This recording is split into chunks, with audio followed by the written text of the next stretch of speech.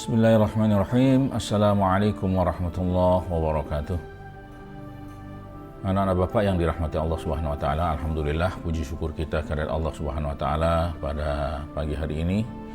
Kita masih diberikan oleh Allah Subhanahu wa taala sehat walafiat, sehingga dengan kesehatan yang Allah berikan kepada kita semuanya, kita dapat mampu melakukan dan melaksanakan tugas-tugas kita setiap hari ini. Mudah-mudahan kebiasaan kita melakukan dan melaksanakan tugas-tugas ini mendapatkan ridho dan rahmat dari Allah Subhanahu wa taala. Pada kesempatan hari ini kita akan mempelajari tentang bab Asmaul Husna.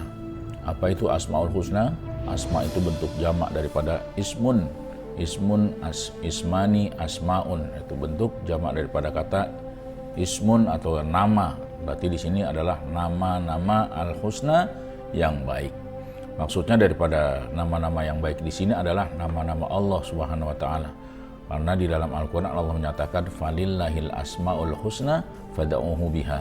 Allah Subhanahu wa taala memiliki nama-nama yang baik, ya, menurut kata Allah Subhanahu wa taala, fad'uhu biha, maka mintalah engkau dengan nama-nama yang baik itu. Mengenal 7 Asmaul Husna, Allah Subhanahu wa taala mengenal 7 Asmaul Husna daripada nama-nama Allah Subhanahu wa taala. Makna dan dalil Asmaul Husna Allah Subhanahu wa taala, yang pertama Al-Karim. Al-Karim itu Maha Mulia. Maksud di sini Al-Karim itu adalah i'ta'u kulli syai'in qabla su'al.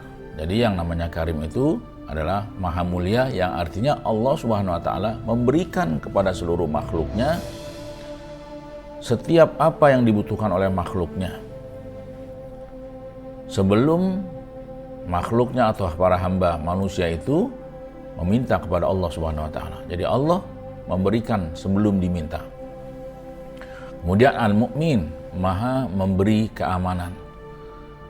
Allah Subhanahu wa taala memberikan keamanan, memberikan rasa damai, memberikan cinta dengan Rahman dan Rahimnya pada seluruh umat manusia, yang ketika manusia senantiasa memuja dan memuji kepada Allah Subhanahu wa taala.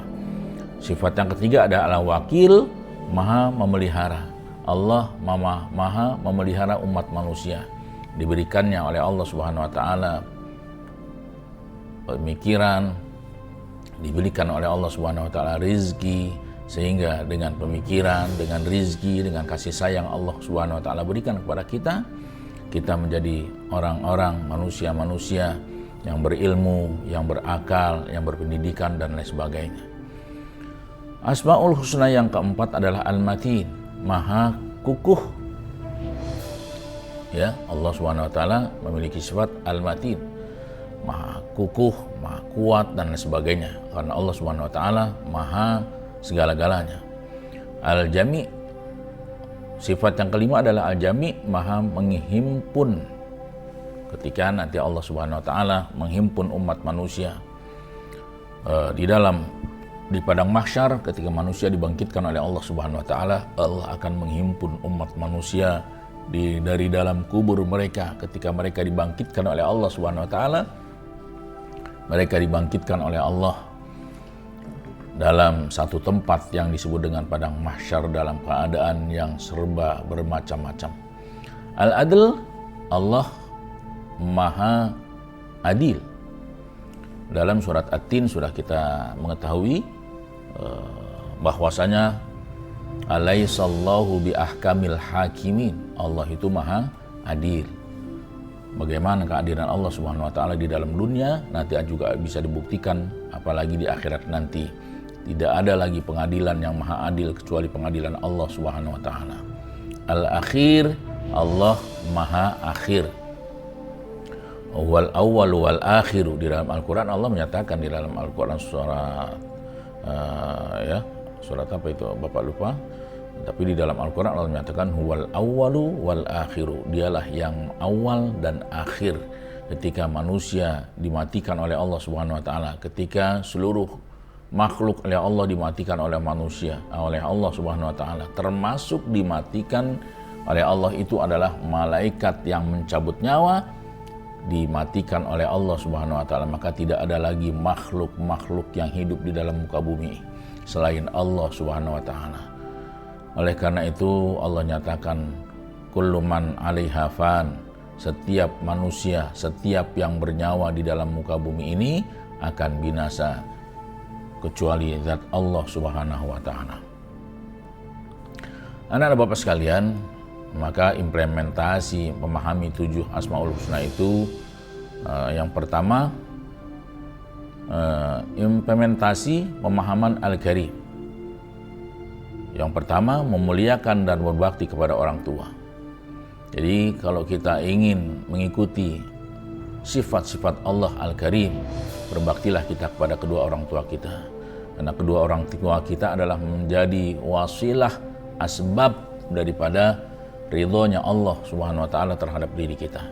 Menjadi wasilah kita ini semuanya karena dengan kedua orang tua kita menjadi sebab beradanya kita di dalam muka bumi ini. Oleh karena itu menghormati orang yang lebih tua juga adalah merupakan implementasi daripada pemahaman Al-Karim. Kata Rasulullah sallallahu alaihi wasallam, beliau menyatakan laisa minna man lam yarham saghirana wa lam yu'akkir kabirana wa lam ya'tu bi alimina haqqahu. Tidak dianggap oleh baginda Rasulullah sallallahu alaihi wasallam umat beliau barang siapa yang tidak menyayangi yang lebih kecil dan tidak mau memuliakan dan menghormati yang lebih tua dan tidak mau memberikan hak-hak orang-orang yang alim, orang-orang yang telah mengajarkan kepada kita, maka kita dianggap oleh Rasulullah bukan termasuk daripada umat baginda Rasulullah. Kemudian selanjutnya adalah implementasi dari pemahaman 7 Asmaul Husna, memuliakan dan menghormati guru, di mana guru adalah merupakan wasilah, perantara. Dengan adanya guru kita menjadi tahu, dengan adanya guru kita jadi mengerti bagaimana kita memahami, melakukan sesuatu yang diperintahkan oleh Allah Subhanahu wa taala. Tanpa adanya guru, kita tidak akan pernah mengerti dan bisa melakukan apa yang Allah perintahkan terhadap diri kita. Karena para guru itu adalah merupakan orang-orang yang dijelaskan oleh Allah Subhanahu wa taala, al-ulama warathatul anbiya. Para guru, para ulama itu adalah merupakan warathatul anbiya, para pewaris nabi. Oleh karena itu, hormatilah guru. Kamu tidak akan pernah mendapatkan ilmu yang bermanfaat tanpa adanya memuliakan dan menghormati guru. Anak-anak Bapak sekalian, kemudian di dalam memahami pemahaman al-mu'min, berpartisipasi dalam menjaga keamanan rumah, berpartisipasi dalam menjaga keamanan sekolah, berpartisipasi dalam menjaga keamanan lingkungan, itu adalah merupakan implementasi dari memahami sifat Allah Al-Mu'min.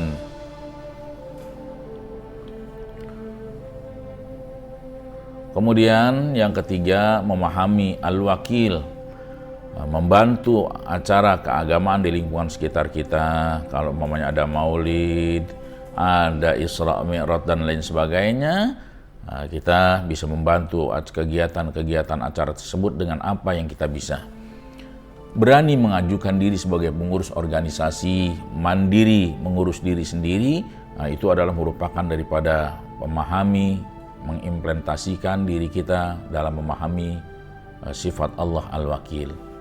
Yang keempat, sifat Allah Al-Matin, bahwasanya memahami diri kita dengan percaya diri, dengan teguh pendirian, meneguhkan hati orang lain, itu adalah merupakan implementasi daripada pemahaman kita tentang Al-Matin, percaya diri kita, teguh pendirian, meneguhkan hati orang lain. Anak sekalian, yang kelima, implementasi daripada memahami Al-Jami', mengedepankan musyawarah dalam mengambil keputusan, menjaga persatuan dan kesatuan, memperbanyak amal kebaikan adalah merupakan implementasi memahami daripada sifat Allah Subhanahu wa taala atau Asmaul Husna dari asma Allah Al-Jami'. Yang keenam, implementasi memahami Al-Adl. Bahwasanya Allah Subhanahu wa taala itu adalah Maha Adil. Karena Allah Maha Adil, maka tempatkanlah sesuatu pada tempatnya. Jangan kita menempatkan sesuatu yang bukan pada tempatnya. Maka manakala kita menempatkan sesuatu yang bukan pada tempatnya, kita menjadi orang-orang yang zalim.